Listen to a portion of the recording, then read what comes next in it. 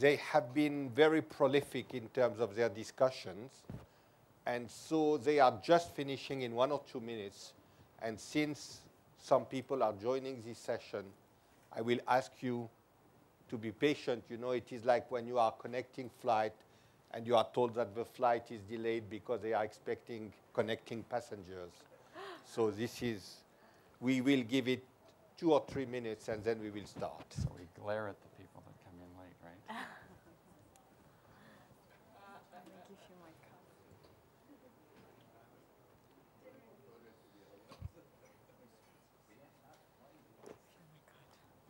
Thank you. No, I'll give you that.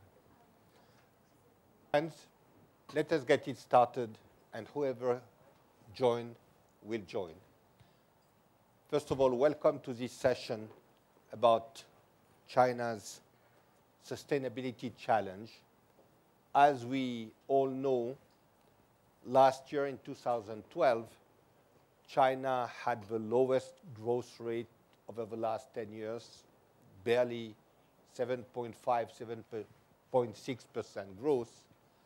The prospect for 2013 is brighter, around 8.5, according to the latest figures I have heard. But nevertheless, there is this reality that China, in the coming years, will have to learn to live with single-digit growth. And for a country which, over the last 30 years, has been, on average, been running at double-digit growth, it is quite a substantial adjustment. And this adjustment comes from the fact that the growth model that has propelled Chinese growth over the last 30 years has come to an end. And China, whether it likes it or not, is now coming to the reality of creating a new growth model, what was called by the previous leadership harmonious growth, meaning by that growth that would be narrowing and not widening the wealth distribution gap, growth that will be much more conscious about environment, about using resources in a much more, I would say, efficient way, growth that will be driven by going up the ladder of added value, more technology, more knowledge-driven growth. And of course, this kind of shift is not easy to make, and it doesn't happen overnight. Japan, 30 years ago, pledged to go from export-oriented to domestic-led growth. This shift has not yet fully happened 30 years after the Prime Minister of the time pledged in a very solemn way that his country will make that shift. And so, of course, whatever happens in China today has a tremendous impact on all of us, on the global economy. And for us, it is very important to try to understand how this shift is happening. To what extent is China taking the right steps, making the right strategies work to go into a more sustainable model of growth? Let me, in one sentence, introduce each of our speakers here. We have Xiang Bing, who is the Dean of Chen Kuang Graduate School of Business in Beijing. Chen Kuang is today, I dare say that, maybe the most sophisticated, the most advanced business school in China.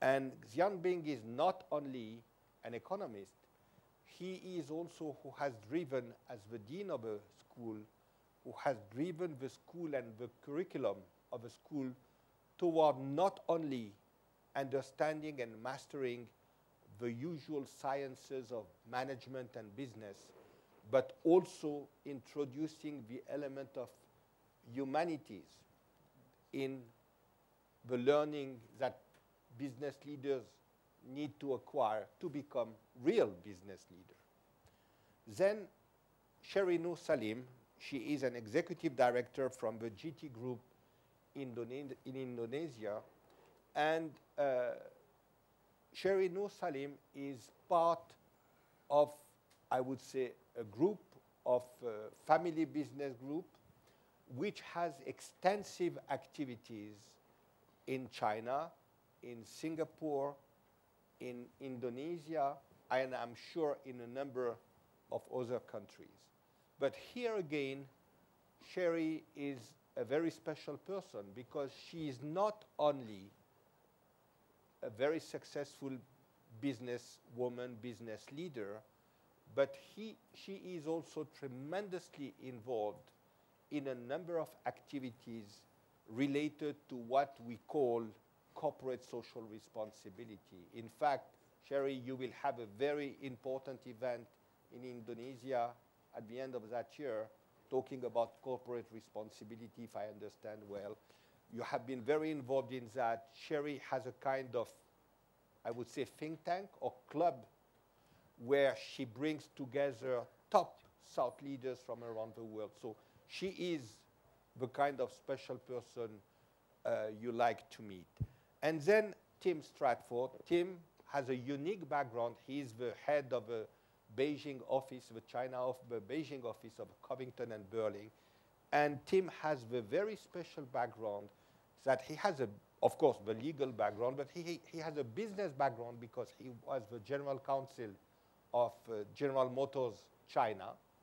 And then he was, let us put it in simple terms, he was the chief negotiator on the US side for trade issues between China and the United States. So he understands not only the business in China, but he also very well understands how the government bureaucracy works, how decision-making processes evolve in China. So with these three speakers, I think we will not get anything which is, let's say, official statement. We don't want that. But we will hear some genuine perspective on what is happening in China. And I will turn to you first, Xiangbing, because in a way, what is interesting, and I get back to my initial point, is how a country which has been growing at double digit over the last 30 years will all of a sudden be growing at just, quote unquote, 8.5, maybe 9%. What does that mean in terms of the social realities? But also, as we speak about shifting to a new growth model, what is your feeling about the way the government, the leadership, and especially the new leadership, which has just been appointed in Beijing, is handling that? Well, thank you so much for your kind words. And I did prepare a PPT, but I read the instruction, PPT not encouraged you to use, it's in my hotel room. And, usually my talk on China lasts a minimum of 2 days, usually 4 days, the past, present, and future. So we need to do this in 8 minutes. No, we have until tomorrow, 6 p.m., so go ahead. Let me just start with some observations about why China succeeded in the past. And I believe those central elements will continue in the future. Those are the reasons why, as part of the reasons why I feel confident about the future of China. Number one, economic openness of China is greatly understated by the West or even by the Chinese. Give you some numbers. Trade as a percentage of GDP for China was as high as about 70% in 2008. Last year, 55%. That's among the highest, only second only to Germany. And China overtook Germany as the largest exporting nation in 2009. But many people fail to notice that vast majority of export from China are done by foreign invested companies. 1 year, Walmart, US company in China, exported more than 10% of China's total export. People often say, China followed the Japanese model, export-led, but people don't notice this export is done by all companies around the globe. That's very unique. That's one only on Earth. Okay. And thirdly, if you look at FDI, over 1.1 trillion US dollar past 10 years, and that's also an indicator of economic openness. Over 400 billion US dollar from Japan alone. So when I was making speeches in Japan, I said, look, according to Confucius, try to think from others' perspective. What are the possibility for China to invest, let's say, 20 billion US dollar in Japan? The political, the cultural, the psychological, backfire, and also you go to Walmart, you go to Carrefour in China, you see very few Chinese brands. I mean, Walmart, Carrefour in China. You go to those in US, in Japan, in Korea, you see very few foreign brands. Those are all indicators of economic openness. Internet backbone infrastructure in China, 75% provided by Cisco. But our Huawei technology having difficulty making a dollar sale in US. Look at the sale of IBM mainframe computer. Look at Microsoft. Look at Lockheed Martin and Hughes. Our whole air traffic control system, pretty much all of it provided by American companies. Yes, financial services and some are telecom, not fully open. But if you look at the economy as a whole, in many regards, China is far more open, even than an advanced economy like the US. So that's the reason why China succeeded. Actually, I look at the history of China. You look at the Tang Dynasty, look at the Ming Dynasty. Every major dynasty, when China was open, China did so well. So China will continue to be open, not necessarily the pressure from the US and other nations. For our own interest, we'll continue to be open. I hope the new leader will continue to do that. First, the second point is the role of state capitalism. If you look at the data, 80% capitalization of Chinese listed companies are influenced, controlled by the state or SOEs. You look at actually progressive influence by, this State Reform Development Commission.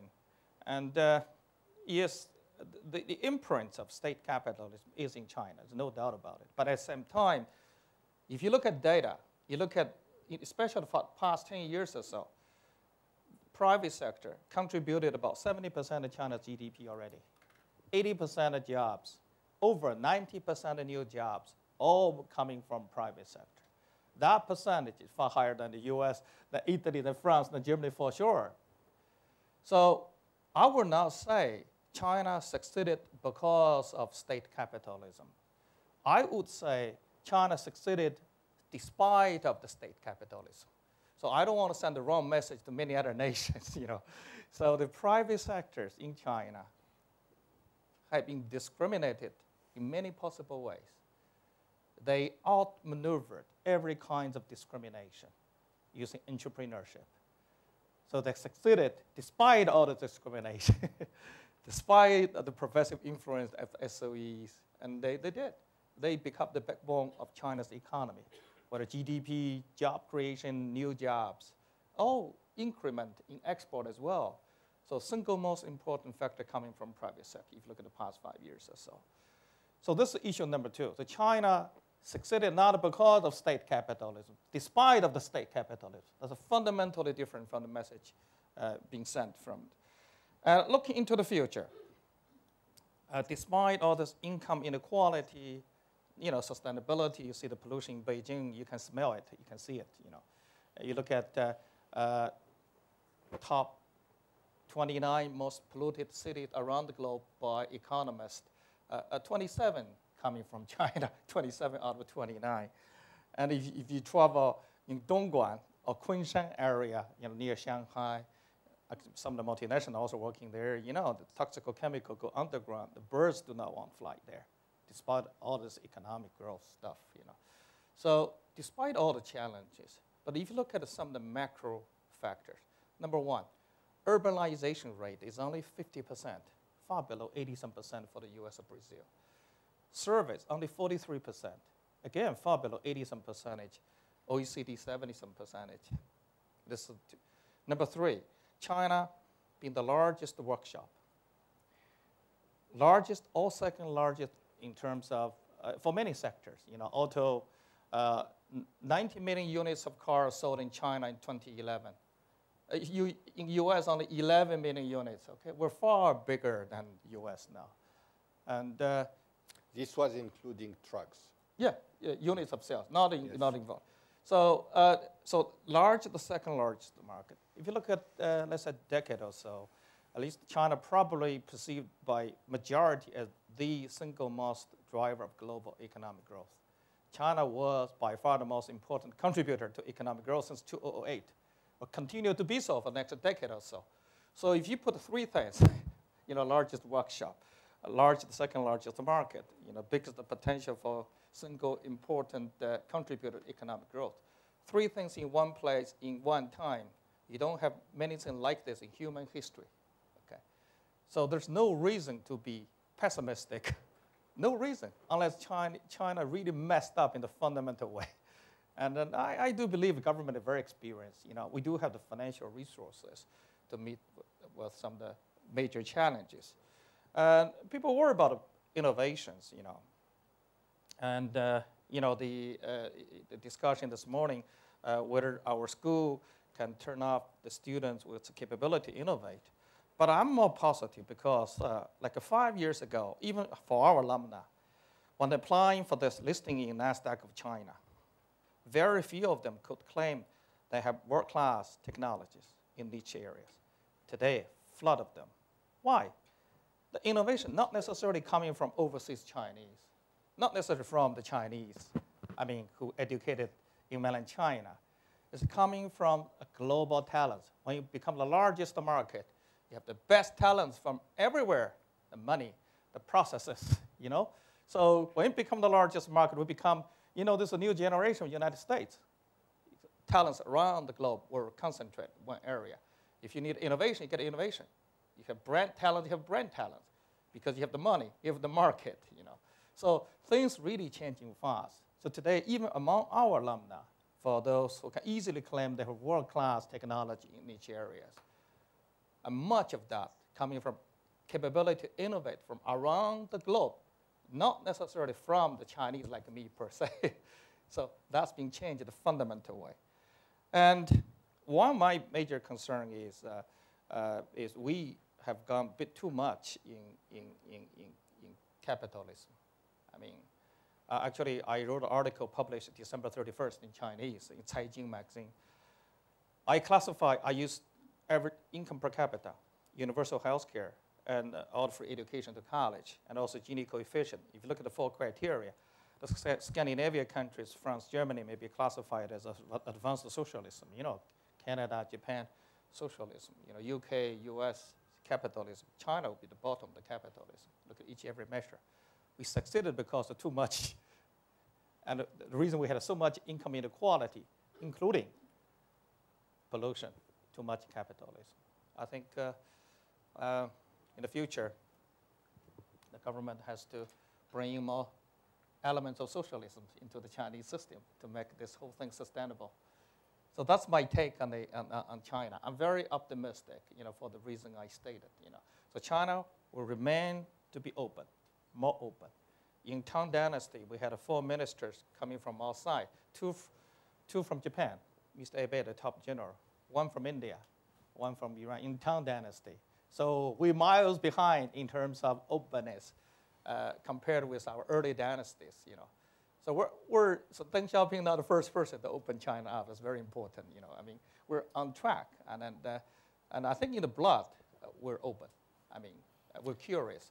That will set China well for the future. Bing, yes. I will come back later to one point which worries a lot of people, including Chinese people, which is the growing social, popular frustration with a number of issues, and the question of this notion that you need 7.5%, at least it was the kind of estimate of growth to keep social stability in China. And if you get into this kind of area between 7.5 and 8 or 8.5, is it beginning to get very close to the danger zone? But we will get to that because I think these are very important issues. But let me first turn to Cherie. And in a way, Cherie, you go to China, I don't know how many times a year.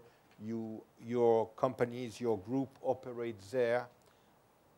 You interact with many business leaders and government personalities. In a way, from a business leader perspective, let me ask you, when you look at China's evolution, when you look at what is happening now, what are the 2 or 3 things that you consider as positive development, indications that China is doing the right things to shift to a new growth model? But at the same time, give us 2 or 3 elements that get you worried from what you observe or even get involved with in China. Thank you, Claude. And I think a few days ago, 3 days ago, was March the 8th, and we celebrated actually my sister's birthday, but at the same time, it is a day for women. So I think being here, I just want to just say that, I hope India will respect and protect the rights of women, and as well as all the countries in the world. We come from a business family where women has played quite an important role. From my grandmother to my mother, and we are the 3rd generation. And I think when you talk about China, I think both my parents, I think they want to, because my grandparents coming from China, we wanted to come back to China when China opened up. But my mother in particular, she felt that, this is the Asia century. And I think data have shown that the next decade, 60% of growth will come from Asia. And actually US and Europe is 16%. So if you talk about the Asia century, China being the largest component there.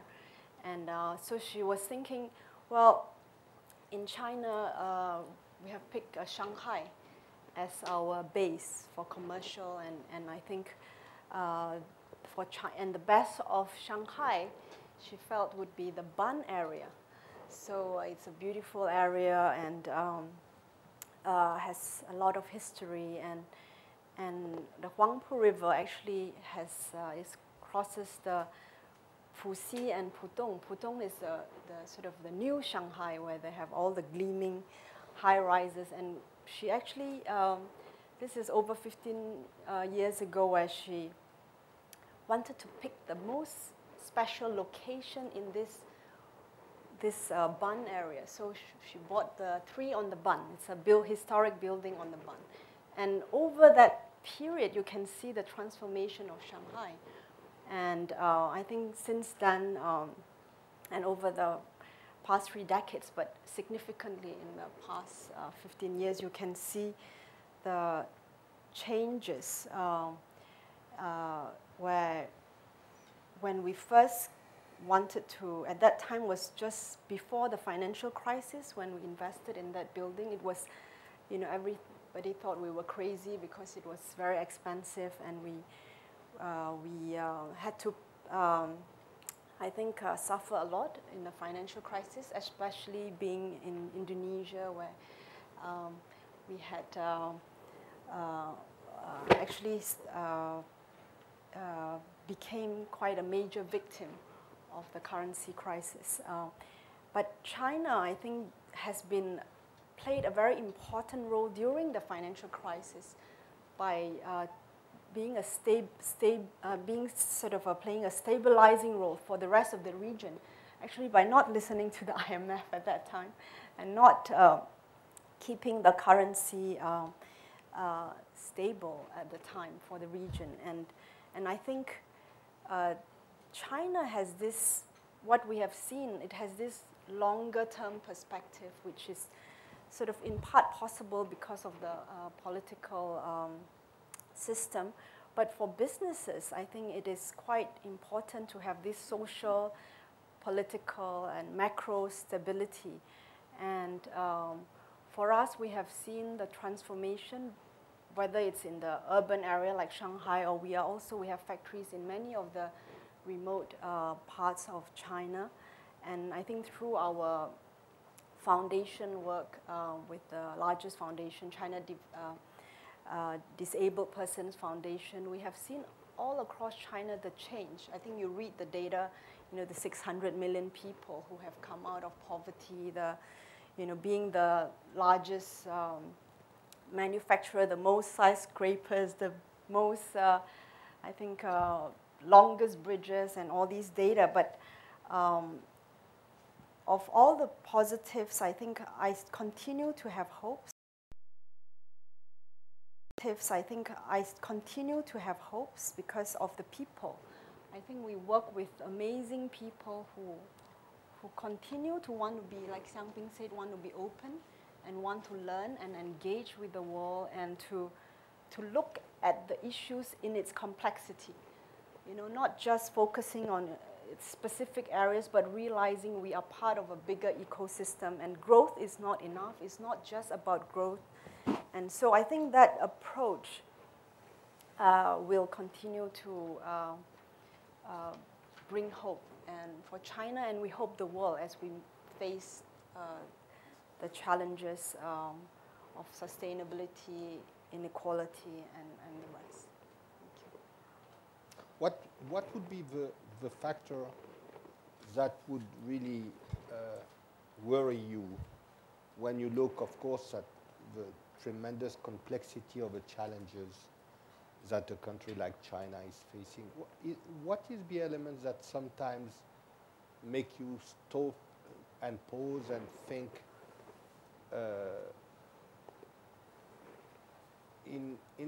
with some kind of worries? There are a lot of worries. I think in a way we are also in a survival mode now. China is going through a transition where the wages, the costs, I think even the demographics, I think the younger generation, the mentality, but we have to move into a more higher value add. I think for corporations, I think we have to think about shared profit. And I think corporations have to take a role too, as the government needs to also allow I think Xiangping has talked about the private sector playing an important role, but if I'm not mistaken, there has been some statistic that over the past years that has reversed a bit, where I think there has been some funding and subsidies of the state enterprises that has actually, I think this was reported in the World Bank research, that has actually, if there's a lot of funding for businesses or enterprises that are not efficient or not profitable, then for private sector to thrive, it is very difficult. So I think it needs to allow that efficiency to come back. And so government needs to play a role. At the same time, the private sector has to play a role.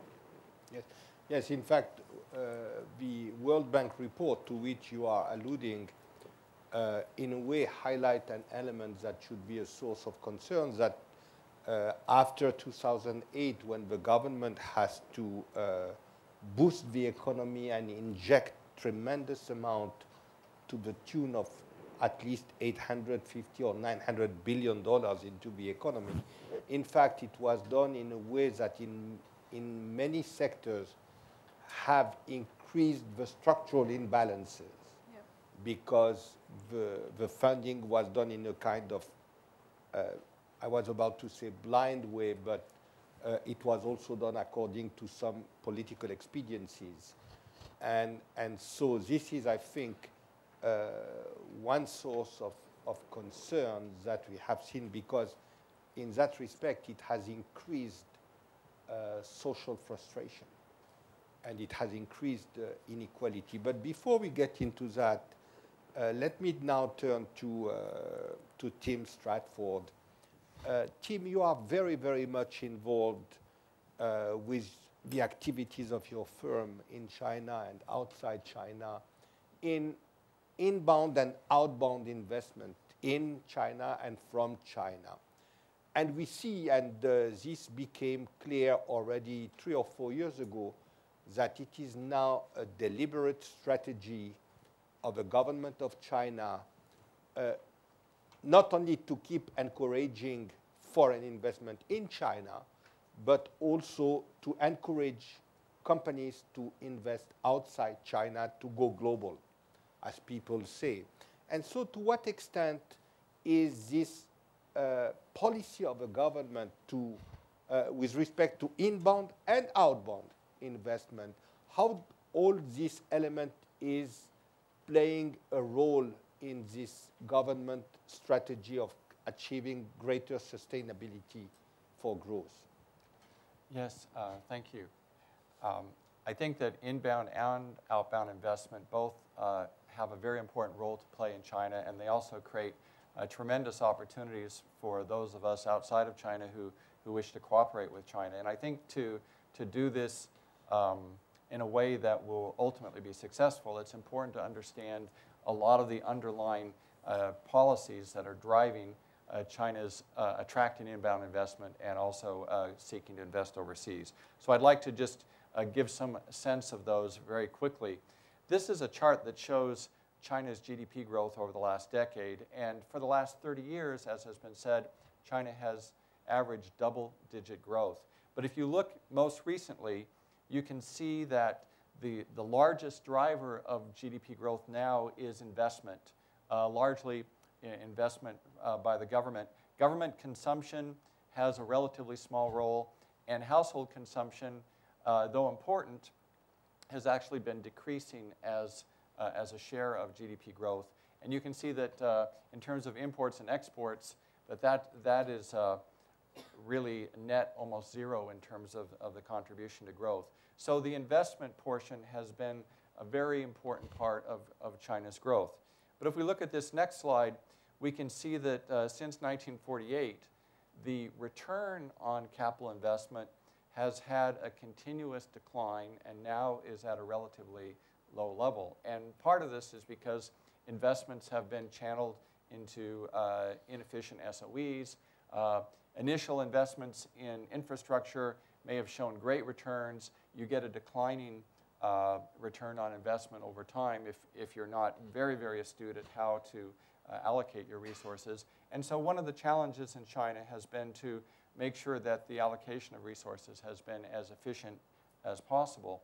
But what we see is that investment has an increasingly important share in terms of national income, but that the returns on investment are becoming lower and lower. And this creates a gap and a trend that's not sustainable. It's this type of thing that led Japan in 1990 to hit a brick wall and go from a long period of rapid growth to a period of the last 20 years where their average GDP growth has been less than 1% a year. So, of course, China is very aware of this challenge. They're very focused on avoiding it, and I certainly agree with Xiangbing that China has a lot of different policy options for dealing with this and avoiding the problems that Japan faced.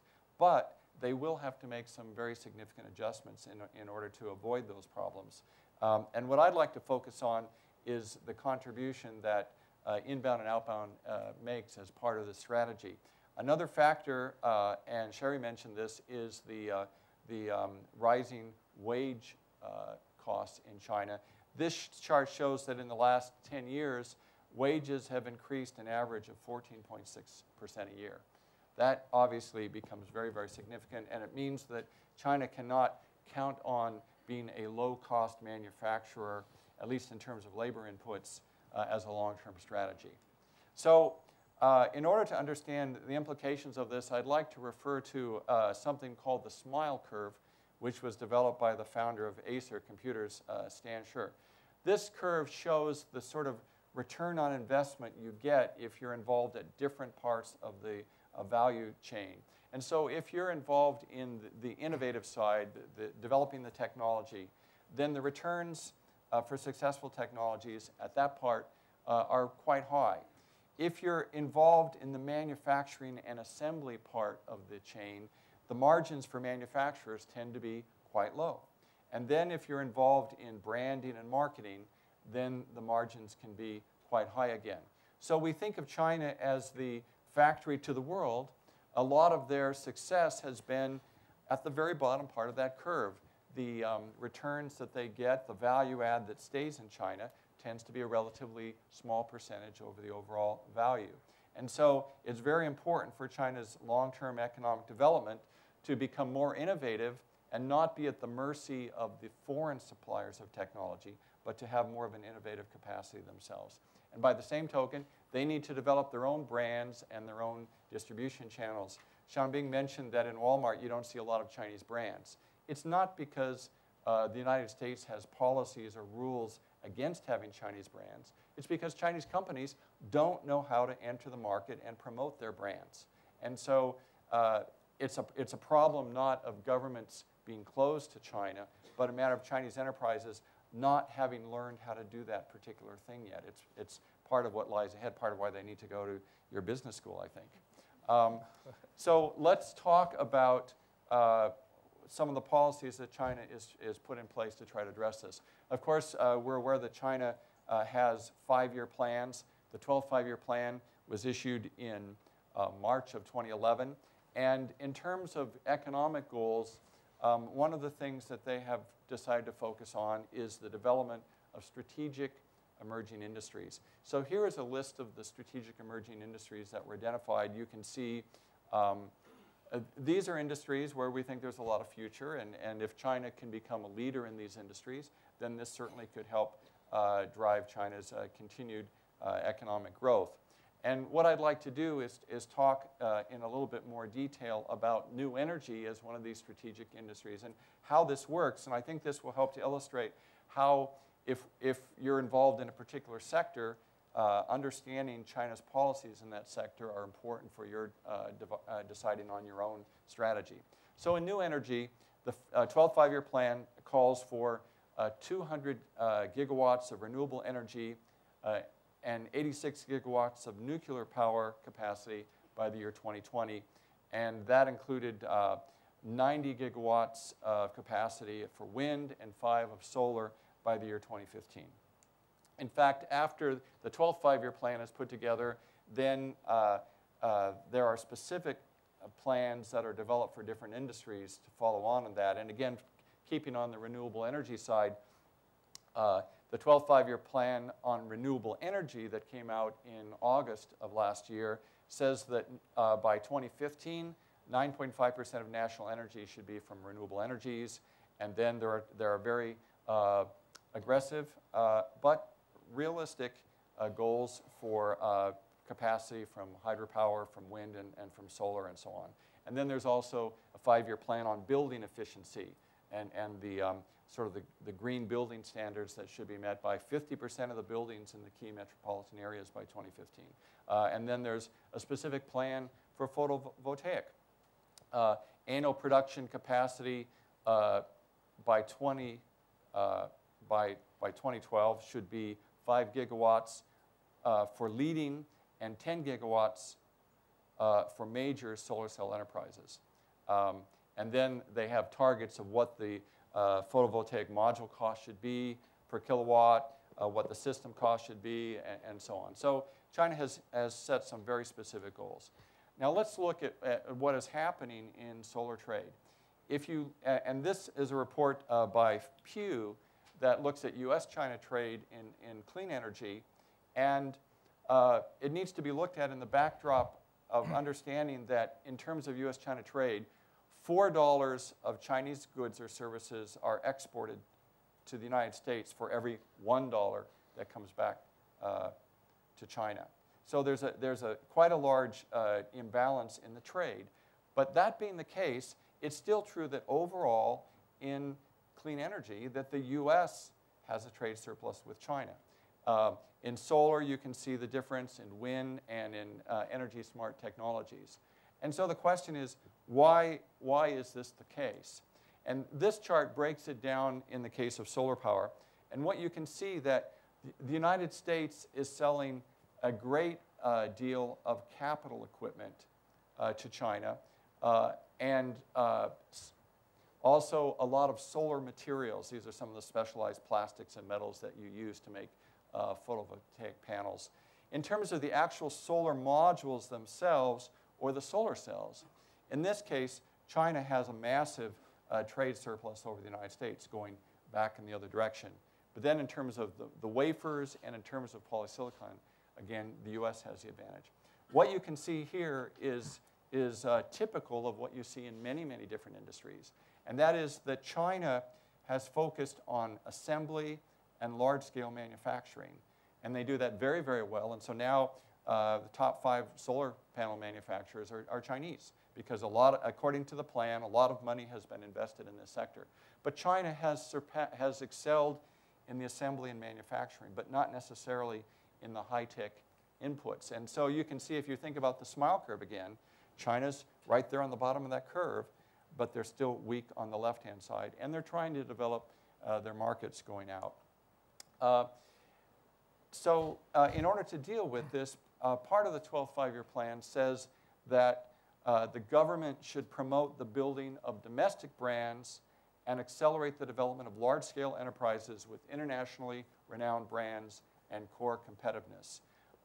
And also, industry development plans and specific targets have been established regarding the number, the size, the ranking, the industry concentration, the brands, and the revenue of leading Chinese companies for leading industries, including auto, steel, food, pharmaceuticals, and so on. So there are very specific targets about what Chinese enterprises themselves should achieve in these industries. And the government departments are supposed to adhere to the guiding principles of selecting capital based on our own needs and facilitating the combination of capital absorbing with talent introducing. So these are the government policies that help to guide their filtering and their acceptance of foreign investment. This is a chart that shows the investment approval process in China for inbound FDI. We actually prepared for the US Chamber of Commerce a report that describes these processes and the policies in considerable detail. And if anyone's interested, if you send me an email, I'd be happy to send you a soft copy of the report. But the important thing here is that in the upper right-hand corner, there's something that's called project approval by the Development and Reform Commission. And this is where the DRC looks to see whether the inbound investment would be in furtherance of China's overall industrial goals. And the challenge has been that foreign companies have felt that the DRCs have put conditions on investment that may not be consistent with WTO commitments, but that are designed to extract technology and to help China fill out the other parts of the smile curve. So, for example, in the AmCham China Business Climate Survey last year, only 22% said that licenses are granted and enforced equally between foreign and Chinese companies. And this is down from 29% in 2011. And I understand that the Business Confidence Survey for this year will show an even further deterioration in the American sense that they're being treated on an even playing field with their Chinese competitors. And you saw similar conclusions on the part of the European investors. In fact, what I have noticed over the last few years is a kind of a hardening in terms of the attitudes of the large foreign companies, feeling that the environment has become more and more difficult for them in China. Now, that needs to be understood in the context that China is still one of the most attractive foreign investment locations in the world, and I'm sure that China will dial its policies up or down as it needs to in order to continue to attract foreign investment. So I have another hypothesis in contrast to Mr. Scher's hypothesis. I call it the frown curve, and that is that when you're investing in China, initially your return might be quite low because it will take longer and take more resources for you to figure out a viable China strategy than you might have planned. But if you figure out a viable strategy, the returns can be far greater than what you expected. And you can really go to the top of the smile. And in fact, surveys of American and European companies show that in general, they make more money in China and that the market has been growing more rapidly than they ever imagined when they first entered the market. So it seems very much worth their while. But the concern is that after you've been there for a while if China no longer needs more of your type of technology in your industry, that it may become harder and harder for you to compete with your domestic competitors who may be allowed to rise up in terms of market share. And the curve might start to arc downwards. So this is hypothesis. It's something that many foreign investors are concerned about and something to keep an eye on. Finally, let's talk about Chinese outbound investment. It increased on average 45% a year from 2002 to 2011. And the 12th five-year plan targets an increase of 17% a year to reach 150 billion by the end of 2015. Now, there are a lot of reasons that Chinese companies want to invest overseas and that the government is strongly encouraging them to do that. I was talking with Cherie from Zoomline this morning. I think his company is a perfect example. They have been growing in the construction equipment industry in China at 60% a year. They've been enormously successful. They have a strong cash reserve. And now they feel that they need to go overseas, both because there are opportunities there and because the China market's not going to continue to grow at that pace forever. So they're looking for targets, like the typical Chinese company in their situation, that will help them to have brands and distribution channels in their industry in other countries, and maybe to absorb some technology that will allow them to take the quality of their products to a higher level, which will ultimately help them not only in terms of their global competition, but also in terms of their competition in their own home market. Which really, if you take the Lenovo acquisition of PC, IBM PC, for example, one of the great benefits to Lenovo was helping them in the China market in terms of the IBM PC technology that they were able to absorb.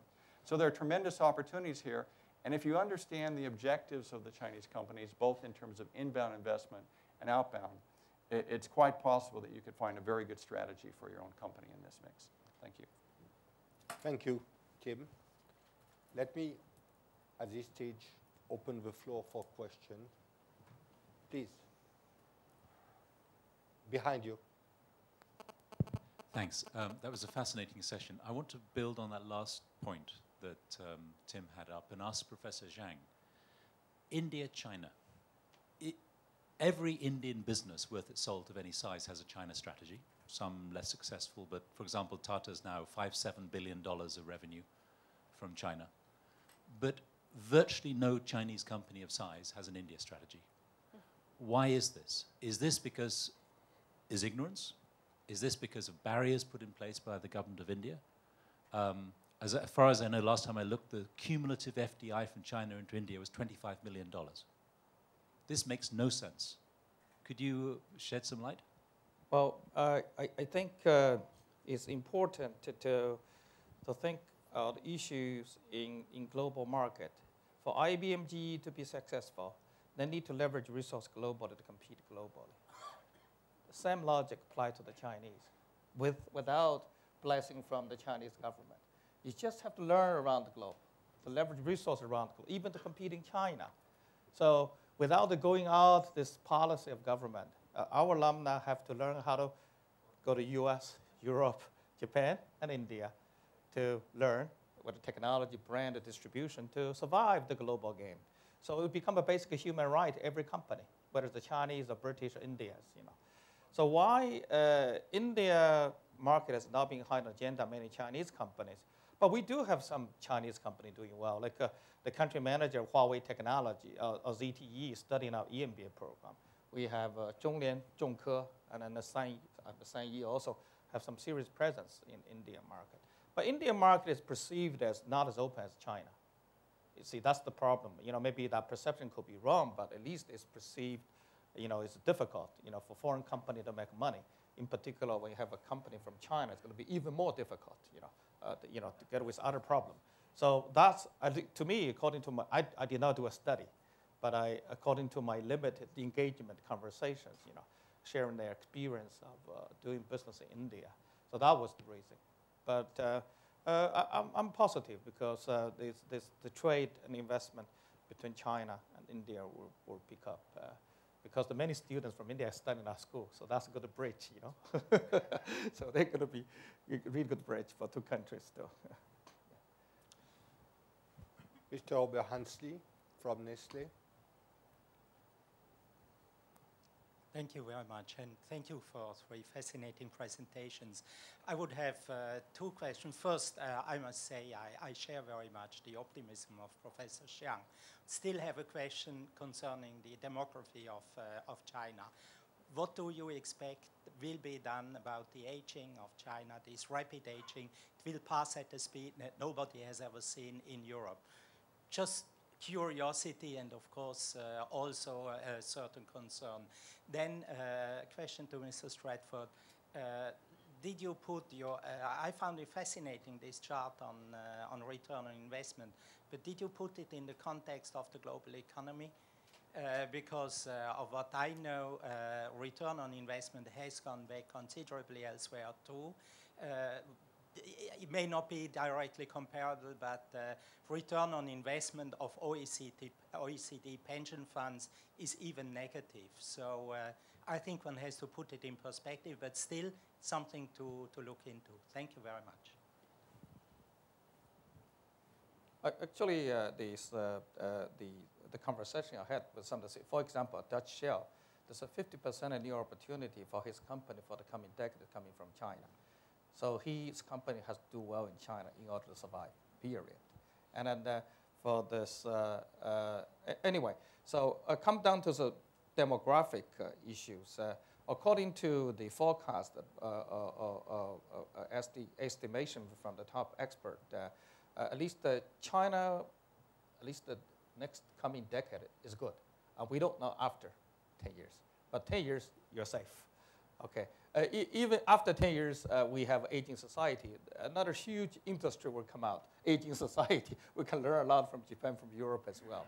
But you know, the Chinese love to have children, so it's not a problem as long as government get rid of this policy. The issue will resolve maybe 20 years later. So that's a comfort.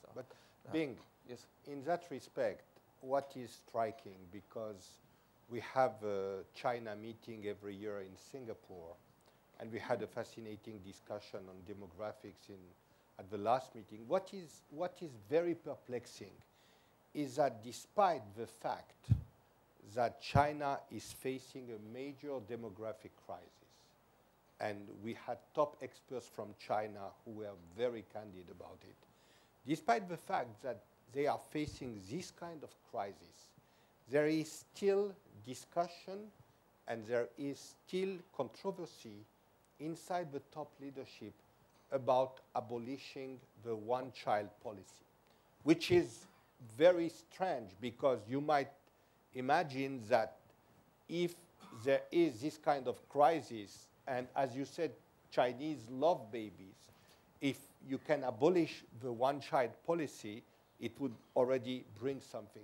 The second point, which is also perplexing, is that when you look at demography, of course, you need to look at one-child policy, exactly. But we know also the impact of a hukou policy on demography, because it has a huge impact, the hukou being the kind of internal passport which in a way constrained, supposedly constrained, because there are a lot of things going on the side, somebody from one province to stay in the province.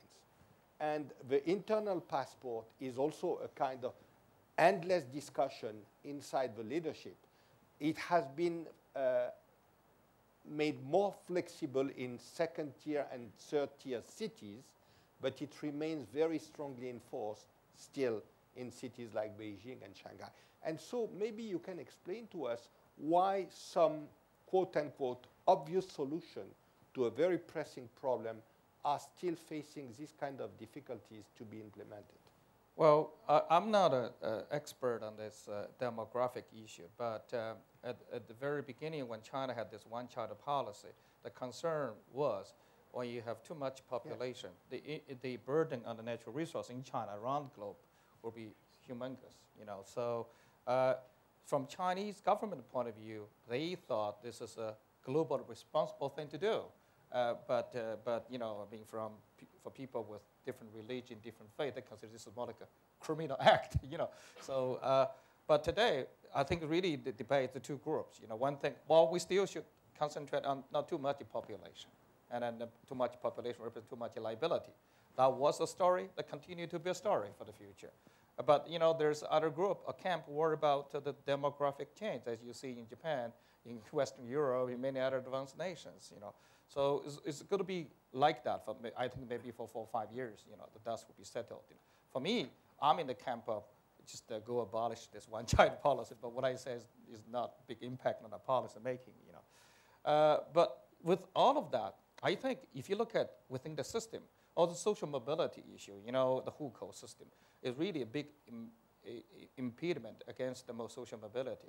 But if you see the number of migrant workers, the Chinese very entrepreneurial. Whatever hukou system you have, will learn the way to outsmart, outmaneuver the governmental regulations. So it's really entrepreneurial drive in every front solving the social problem, not necessarily social policy by government. But I'm positive because if you look at the way the role of the Chinese company around the globe, if you look at iPhone 4S, the Chinese company only got 1.3% of the retail value.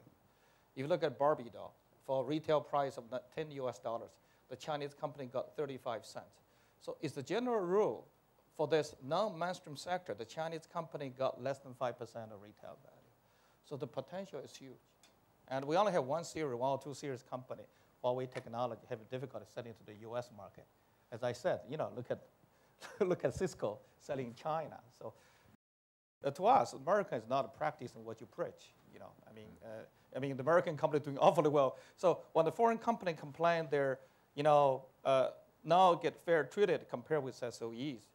But to me, like 10 years ago, foreign companies class 1, SOE class 2, private company class number 3. Today, maybe some SOE class number 1, foreign company class number 2. You talk to private company, they don't get anything. The class number 3, the majority of China. So when you make a complaint to me, you have to compare yourself with the third class, not necessarily with one of the few first class. That's what's happening in China. Okay, so I think the Chinese government has a lot to do to learn how to make a leveling playing field. But multinationals, you also have to learn how to enjoy being a second class. But for sure, you're not a third class. Vast majority of third class in China, the private companies. Next question. I was asked the question, maybe I could respond. In terms of the investment statistics that I showed, what I tried to focus on there was China's own return. I wasn't trying to make a comparative statement, although I did comment that China remains one of the most attractive foreign investment environments. So I wasn't intending to say that they're not. What I was trying to point out is their own internal problems and how they have to balance the relatively low returns on investment with the increased reliance on investment to keep the economy going. But it's true that China remains one of the most attractive investment destinations in the world, and I think it's very important for companies to have a China strategy. I think I should also comment about the question on the openness of the U.S. economy.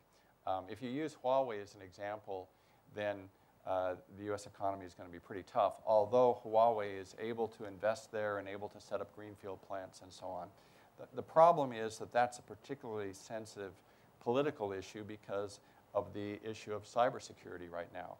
And so it's difficult to bring security issues into the middle of a trade discussion because we who are talking about economics and trade cannot solve the larger questions about cybersecurity.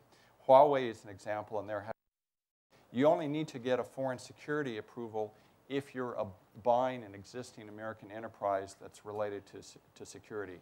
And what you'll find there is that only a tiny fraction of investments in the United States even need to go through this review. And most of them that do are approved. Often the example of CNIC trying to buy Unical is cited.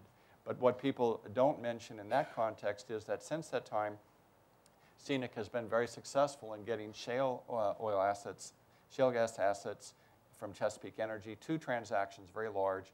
And most recently, of course, just a couple weeks ago, it was announced that they were able to buy Nexen, a $15.1 billion transaction in the United States. And so I think this shows that the U.S. is open, even in the case of sensitive energy resources. And I'm happy to say that our firm was involved in helping get the approvals for all of those transactions for CNOOC. Next question. Please, sir, Mr. Pillai from Singapore. Oh, yeah. Thank you. Thank you, Chairman. I just have a very quick question for Dean Xiang. I should fully agree with you. I share your optimism on China for various reasons. What gives me a little bit of concern is China's general inability to handle dissent.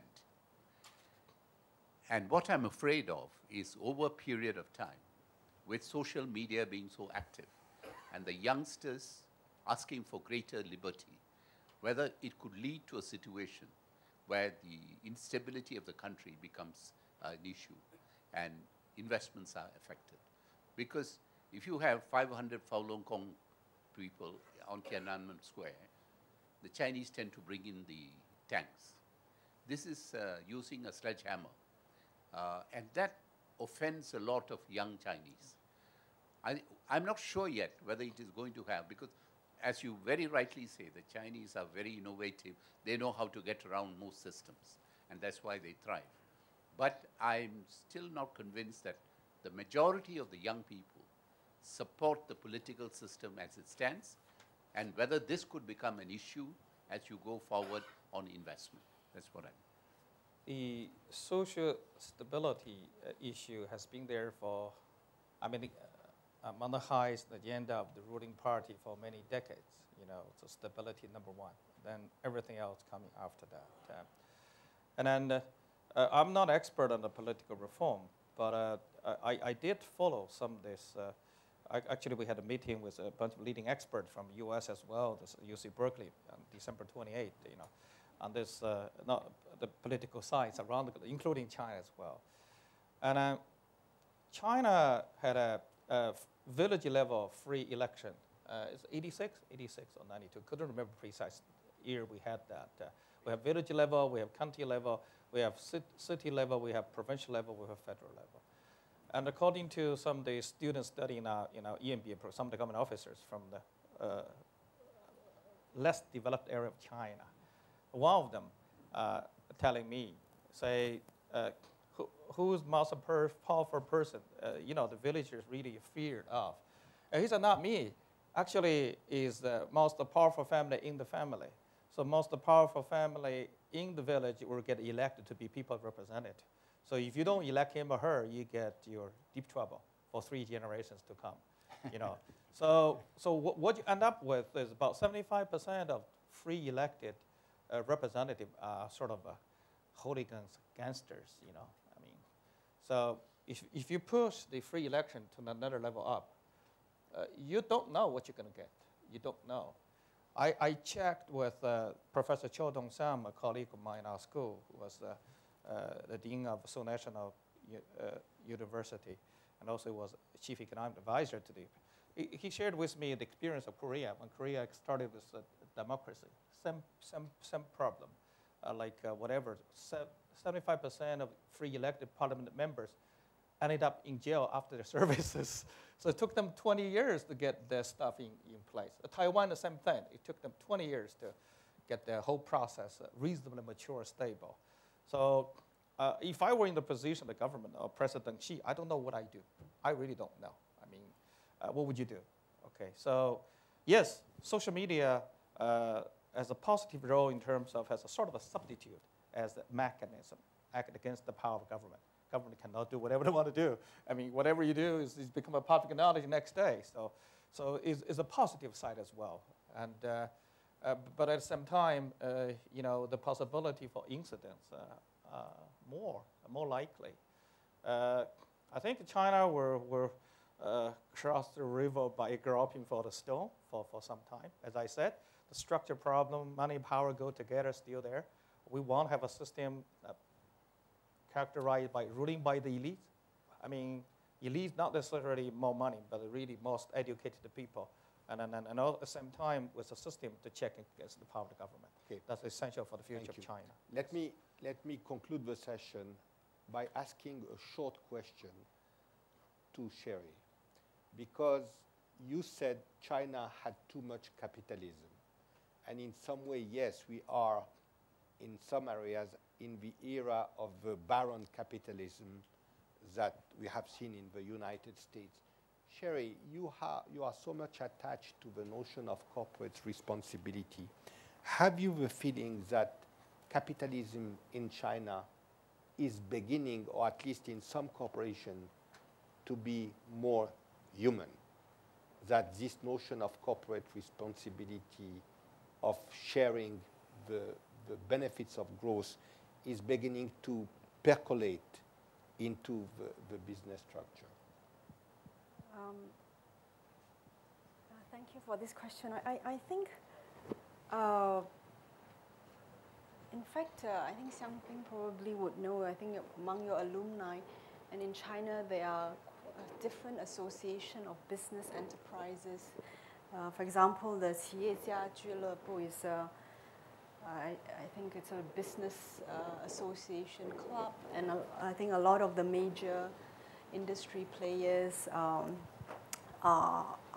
members of this, and I've been actually quite impressed by what they are doing and what they, I think for many years they have held forums on sustainability. They have engaged international NGOs as well as local civil society players in their planning. And you know, there is a fun group, and they actually share about the learnings of, you know, it's not, I think especially a lot of them are younger sort of successful business entrepreneurs. So they also want to think about the future generations, and they are very knowledgeable, and I see a very positive. They have started a lot of their own foundations and bringing in the market system and philosophies, and I also find that on the government side they are more open to the civil society and the business playing a role in helping society. So I think it's a positive development, and China needs this. So as I said, you know, hopefully, you know, the business schools around the world will not just talk that bottom line is everything, but shared profit would become the future guidance for companies, because, you know, in the long run, I think with 9 billion people coming up, you know, the planet cannot sustain. Exactly. Thank you so much, Cherie, for having this concluding observation. Please join me in thanking our 3 very excellent panelists for their insights on China's trajectory. Thank you so much. Thank you. Thank you. Thank you.